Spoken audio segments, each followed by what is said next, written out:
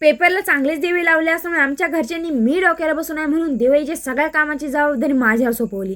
नमस्कार, मी आहे कांचन. आता दिवाळी 10-5 दिवसावर राहिले असल्यामुळे आमच्या घरी जुनं नाणं, कुरडे भजे, भांडे कुंडे सगळं घराच्या बाहेर काढलं होतं. मम्मी घरात आवरायला असल्यामुळे 4-5 गावांची भांडे मम्मीनं माझ्यासाठी धुवायला काढले.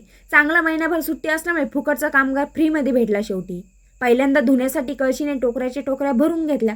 त्यामध्ये कपड्यांचा कलर घालवणारी निरमा घेऊन तिचं तोंड फोडायला चाकू घरातल्या सामानामध्ये आडाच्या तिळाच्या कोपऱ्याला पडेल असल्यामुळे बिनाधारेच्या वेळाने फोडलं. कामाच्या जागेत निर्मीचं निम्म नुकसान करीत पाण्याचा फेस होईपर्यंत पाणी हलवीत बसले. अंगातले किडे जास्त वळवळ करीत असल्यामुळे न उडणाऱ्या फुग्यासारखा फेस उडत होते. तिकडून मम्मी डोक्यात भांडं घालायच्या आधी 90 वर्षापूर्वीची घासणी घेऊन सुरू केले भांडे घासायला. आता भांडे घासायला साबण परवडायचा नाही म्हणून आपल्या निरम्याच्या पाण्याने केले सुरू घासाघस घासायला. आमच्याकडे नवीन भांडी फक्त पाहुणे आल्यावर निघतात. आम्ही 2 भांडे वापरतो आणि पाहुणे आल्यावर लपून ठेवलेले चिनी मातीचे 4 भांडे निघतात. शेवटी 10 वेळा चांगलं घाण पाणी बदलून मणक्याचा 3रा हाड मुडीपर्यंत शेवटी झालेत सगळे भांडे घासून. आता सगळे भांडे वाळवण्यासाठी पंजोबाच्या काळातील तुटलेल्या दोरीच्या बाजीवर घालायचे असतात.